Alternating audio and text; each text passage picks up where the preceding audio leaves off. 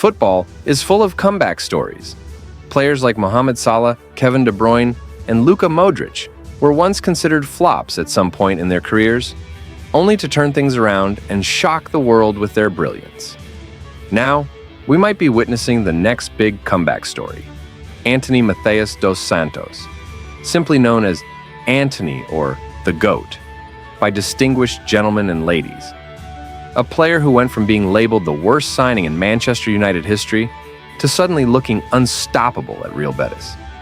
But what changed? Is it the league, the tactics, the pressure? Let's break down why Antony is thriving at Real Betis, but failed at Manchester United. The fall at Manchester United. Before we start, we need to understand the situation, and for that, we have to go to the beginning. On September 1st, 2022, Manchester United announced the €95 million signing of Antony from Ajax.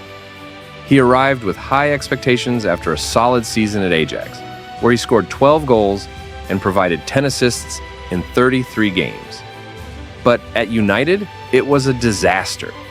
96 games, only 12 goals, and just 5 assists. For 2.5 years, Antony struggled. Fans and pundits ripped him apart, calling him one of the biggest flops in Premier League history. So, when new United coach Ruben Amorim loaned him out to Real Betis in January 2025, nobody was surprised. What did shock the world, however, was Antony's performances in Spain. In his first 3 games, he had 3 Man of the Match awards, and his first 9 gave us 6 goal contributions, 3 goals, and 3 assists. Suddenly, Antony looked like a completely different player. So, why is he thriving at Real Betis, but failed at Manchester United? There have been 4 major theories flying around. United coach Ruben Amorim claimed Antony struggled with the physical aspect of the Premier League, and his abilities were better suited for La Liga. Some pundits and fans have claimed there is a culture problem at the club that turns bright stars into world-class flops. Others have claimed that the immense pressure and responsibility at United negatively affects players like Antony. A small section of the United fan base blames Ruben Amorim's tactics for the players' abysmal showing under the new gaffer.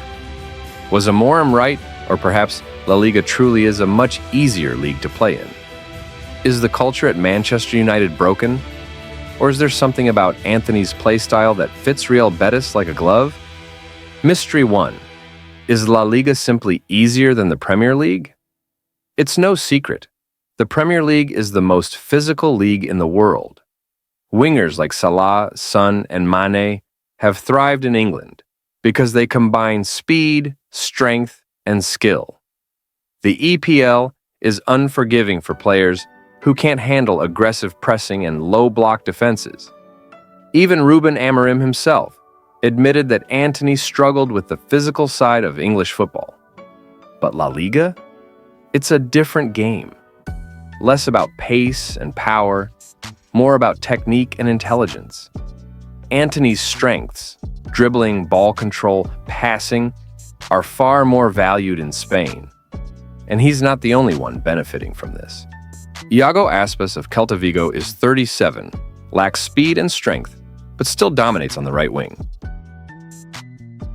Lamine Yamal of Barcelona, at just 17, isn't physically dominant, yet he shines because of his technical brilliance. So, has moving to a less physically demanding league helped Antony shine? Our verdict? Yes. Antony's more technical skill set fits La Liga much better than the rough-and-tumble Premier League. Mystery 2. Is Manchester United's culture broken? Ever since Sir Alex Ferguson retired in 2013, United has been accused of having a toxic culture. But it wasn't until Cristiano Ronaldo's 2022 interview that people really started questioning what's going on behind the scenes. In the past, multiple promising players have seen their flames snuffed upon joining United. The likes of Harry Maguire, Anthony Martial, Rasmus Højlund, Casemiro, and Andre Onana all struggled after signing for the club. So, It's fast becoming a fact that talent seemed to decline at United. But was this the reason for Antony's struggles? Not really. Unlike players like Sancho and Rashford, Antony was never accused of being unprofessional. If anything, many believe he didn't have the strong mentality needed to succeed at a big club like United. So, our verdict: no. United's culture may have issues, but it's not the reason Antony failed at the club. Mystery 3.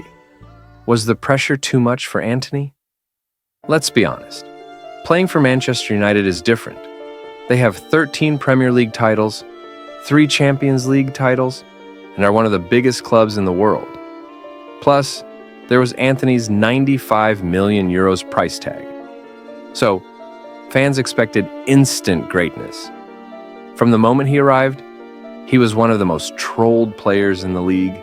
Even pundits like Gary Neville and Roy Keane mocked him. In 2023, Antony even spoke out, saying, "I see criticism from former club players and people in the media who unfairly influence thousands of fans. They never offer constructive criticism. None of them have ever sent me a message to check how I'm feeling." That sounds like a player struggling with confidence. At Real Betis, there's no pressure, no massive expectations, no 95 million euro price tag. So, was the pressure too much for Antony at Manchester United? Our verdict: yes. Antony was constantly attacked and ridiculed for performances at Manchester United that would go under the radar at a smaller club like Ajax or Betis. Mystery number 4. Are Betis's tactics better for Antony? Under Amorim, Antony was deployed as a right-sided attacking midfielder in a 3-4-3 formation. Amorim's system thrives on the work rate of 2 ball-carrying attacking midfielders. This is essentially the same role played by Francisco Trincao at Sporting CP. Like Antony, Trincao is an extremely technically gifted winger. Both players have a similar play style, so if Trincao could thrive under Amorim, so should Antony. Besides, at Real Betis, he often drifts into more central positions, just like Amorim's wingers. Yet, his output at his new club is much better than at United. So, was it the tactics? Our verdict: no. Amorim's system can work for technical wingers, meaning Antony's struggles weren't about tactics. The final verdict: why is Antony better at Real Betis? After breaking it all down, here's the truth. La Liga's style of play suits him better. The pressure at United was too much for him. Manchester United's culture wasn't the problem. It wasn't a tactical issue under Amorim. At Real Betis, Antony has been given a fresh start, and so far he's thriving. But the real question is this just a purple patch, or is Antony truly back? Let us know what you think in the comments. If you enjoyed this breakdown, don't forget to like, subscribe, and hit the notification bell for more football content.